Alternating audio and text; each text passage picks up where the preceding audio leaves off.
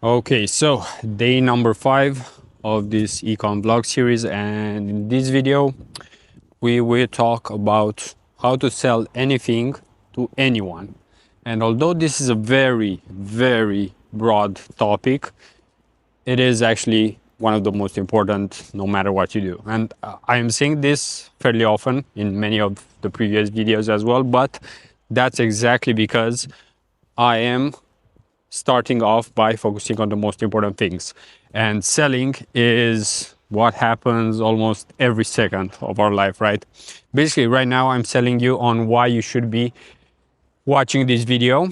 Let's not forget, YouTube sold you on the fact that you might be learning new things.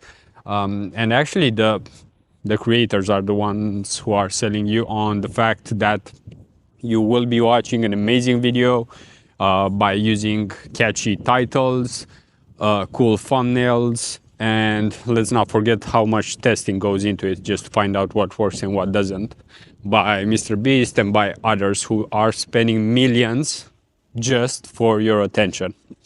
But coming back, so let's answer this question. How do you make someone buy from you whatever you have, or how do you sell your idea, right? Sometimes it could be marriage proposal, or going out on a date, or starting a business with a friend, right? Ideally now with a friend. It is actually easier to make a friendship, to create a friendship with someone by first doing business with them, than actually being friends with someone and then starting a business. But that's another topic. However, let's start by looking at an example. So, if I wanted to make you buy something from me, so it would be fairly easy to make you buy anything from me if I had a gun and I pointed it to your face, right? Because you would be fearful, right? So, what's the takeaway from that? Basically, fear is one of the reasons why we would buy, right? Fear of looking old. Look at cosmetic products. Fear of missing out. Look at people going into crypto and so on, right? Many of them are doing it because of that. So we can see that fear is a motivator, right? However, in most cases, you don't want to sell just by fear, right? This is just one component of it. But in most cases, it is about emotion. And the easiest way, and something that I'm basically doing right now as well, is to have or to build trust, right? That's why when you go to a website, what's one of the first things that you look at? You look if it has reviews, right? So you don't have anyone selling you anything. It's basically the structure of the website. What does it have on it? Does it offer you that trust that you're looking for? Usually it's reviews from other people, reviews from people who are just like you, right? That's another important thing. That's why, for example, I'm creating content right now, because there are so many people out there creating content. So, and fortunately, I'm not thinking about this in terms of competition, but yeah, there is a lot of competition out there. However, I am, for example, from Romania. I'm from Europe, and honestly speaking, this region overall, be it UK, let's say maybe even Turkey, Spain, like, yeah, most of this region, I wouldn't say there are so many people making content and making it, let's say, at a higher level, right? And I think there are a couple of reasons because I thought of this. And I think it's exactly because there is a barrier to entry, right? So you can go from level 0 to level 1 as easily because you don't know the language, the English language, right? Because the biggest market is still the English one. And that's why I have actually shifted from talking in my native language, where there is a limit. And it's not just about like attention, money, it's about the impact that you can make. And basically, why would you limit yourself, right? So why would you sell yourself short? Coming back to the sales part, right? Because without sales, the economy wouldn't work.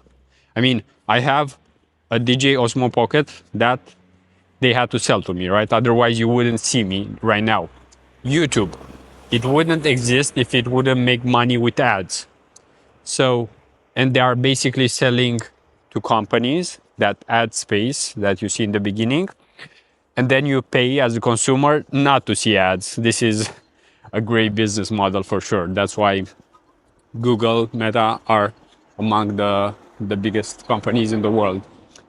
However, think of it like this. Like the easiest way to think of how to sell almost everything, almost anything to anyone, right? And I'm saying almost because let's be honest, not everyone will buy from you, right? Especially if you sell something that's higher price, right? I mean, yeah, people could make a loan and so on, but ideally you do go after the people who are most likely to buy from you. So for example, I am in the B2B world mainly. Like I don't sell anything to anyone. I mean, even here, I don't sell anything to anyone outside of businesses because actually I do have a digital product in Romanian, so pardon me on that. But yeah, like I don't even really promote it because I don't really want those sales. Meaning that I don't want to work as much or be around the people who haven't gone through some levels already. That's why ideally you don't try to sell a $10 product to 1,000 people because it is harder than selling a 10K package to someone who actually makes way more than that, right? So this is where it's also important to know your ideal customer profile.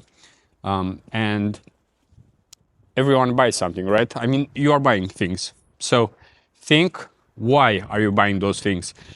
Small things, tactics are easy to spot. Like, let's say you are going to buy this Black Friday because you have a deal, right? So a discount. And what do you have in that discount actually? Well, you have scarcity and urgency. So scarcity, first of all, this is a very important tactic that you can use at all times, and it exists in many cases. Sometimes it's being used to manipulate, but scarcity basically means that there is a limit, right? Stock limit. Think of people like our time is limited. So, for example, even myself, I can't work with 100 businesses, and basically I would have to employ other people, and the quality might go down, right? In most cases, it does. If you are one of the best, let's say, at what you're doing, and then you try to basically duplicate yourself, right? You can also do this right. So I'm not saying it's a rule, but still, in most cases, that's what happens, and that's why I wanna mention that besides this kind of tactics that you can basically look up on ChatGPT, like just ask it, what are the top 10 tactics to sell anything to anyone and persuade, right? These are some keywords that you can use. But then you actually have to use them. This is something that most people forget. Like, yeah, the info is out there, it's easy, but you actually have to use it. Same with time limit. And this is one way that I'm actually filming these videos. Basically, I just have one day. Because I'm filming daily, there's no way for me to postpone it. So I'm being forced to actually create these videos, right? And you can create, as you can see, this type of conditions in order to get someone or to get yourself to do something, right? Because this is what selling means. Getting someone to take something from you, be it a service, a product, time, maybe, right? This is what coaching is. Basically, someone taking your time, right? Unless it's like product or community. But yeah, this is the main thing I want to point out, that it is about looking at some tactics, but of course, besides those tactics, also thinking about what do people really want, right? And in most cases, you can try to spot what most people want by looking at their behavior. For example, you can see that I'm creating content, right? So it's clear that I want to make impact, that I want visibility, that maybe I like talking, that maybe I like sharing maybe I like learning because you actually learn better when you share. So you can see that you can analyze most things. And selling is a lot of that as well. Like you need to analyze and then see what's the best method for that particular case, right? I mean, scarcity can be used all the time. Like if you sell a digital product, it's not scarce. Like let's say you maybe if you have a community or something like that, you can put a limit, right? But it has to be genuine in most cases. Like if you are playing the long game, there's no need to not be authentic. So, yeah, I would say that there's no downside, but huge upside long term if you just stick with uh, morals in most cases.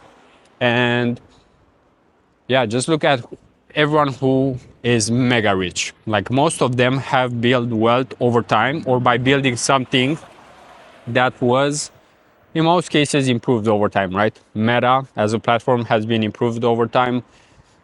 And yeah, basically everything that we know. Amazon has gone without a profit for so long, but they still had to sell, right? And they shifted their strategy from selling books to selling everything right now. But in most cases, when it comes to selling, it's all about the emotion if you are selling to people and giving people the emotion they are looking for. Is it freedom? Is it more time? Is it more money? Because all of these are different and not everyone wants the same things. So keep that in mind. And with that, I think I will end it for this video. It is similar to the previous one from yesterday in terms of selling, why do people buy? And right now we've gone more so into the actual tactics, right? Timers, scarcity, limited stock, like all of these things matter. So we're on 12 minutes here, so more than enough scarcity, as you can see. However, we'll chat tomorrow. We'll see about what, but see you then.